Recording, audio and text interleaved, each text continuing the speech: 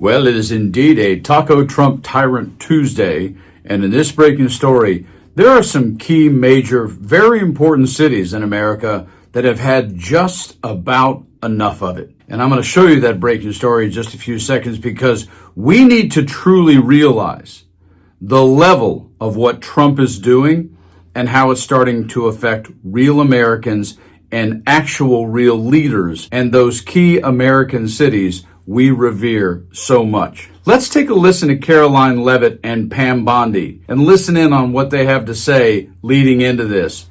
President Trump promised to get vicious, illegal alien murderers, rapists, and pedophiles like these out of our country. These judicial activists want to unilaterally stop President Trump from deporting foreign terrorists. Why not show the American people the evidence that he's MS-13 so they can make an informed decision? And why not show the public the evidence? Well, they have to be MS-13 because, they had it photoshopped on the guy's knuckle. Oh, but there's more. ICE testified they needed one additional step in paperwork, but now MS-13 is characterized as they should be, as an FTO, as a foreign terrorist organization. And that's who we were letting walk into our country. And that's why President Trump has directed this to stop. In a 7-2 decision, justices temporarily blocked the deportation of Venezuelan men held by immigration officials in North Texas. They had sanctuary policies here in D.C. No longer. They've been working with us. We are going to send in law enforcement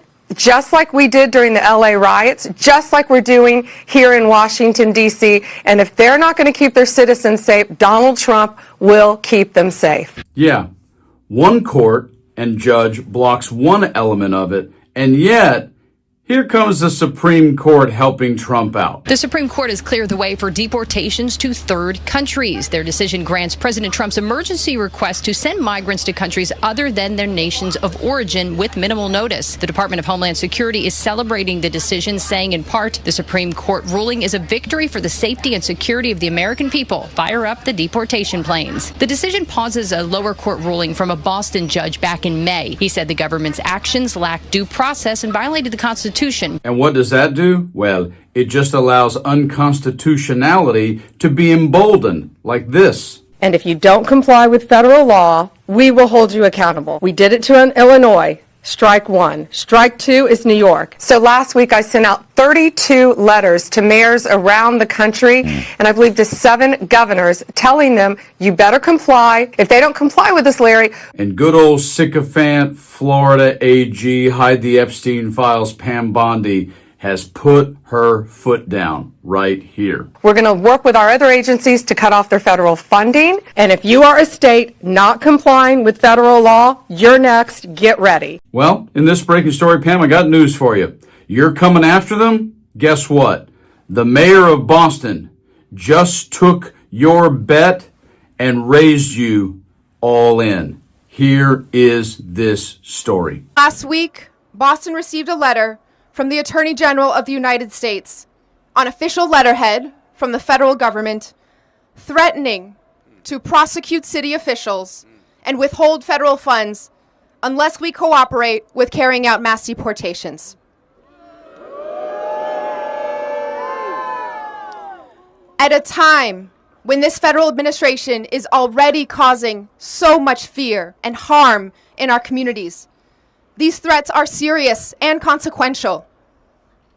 But our same communities have told me, loud and clear, that silence in the face of oppression is not an option.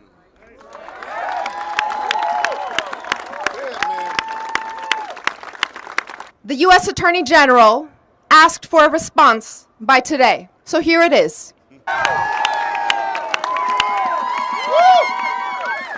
Here is our response. Stop attacking our cities to hide your administration's failures.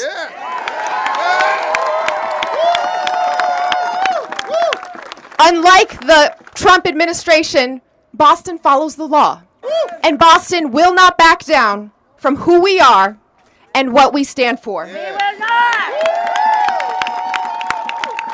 We will not back away from our community that has made us the safest major city in the country and a leading example of why cities around the country make this country safer healthier, and more prosperous for all Americans. And that is how you push back against authoritarian, totalitarianism, fascism, and Trumpism.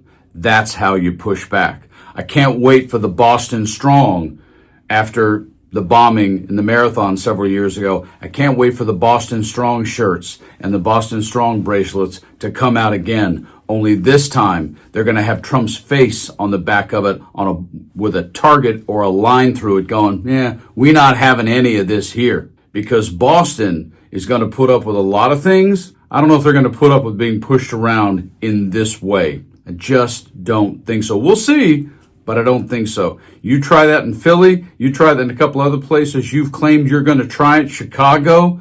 Let's see what happens, PB and Caroline Levitt and Donnie.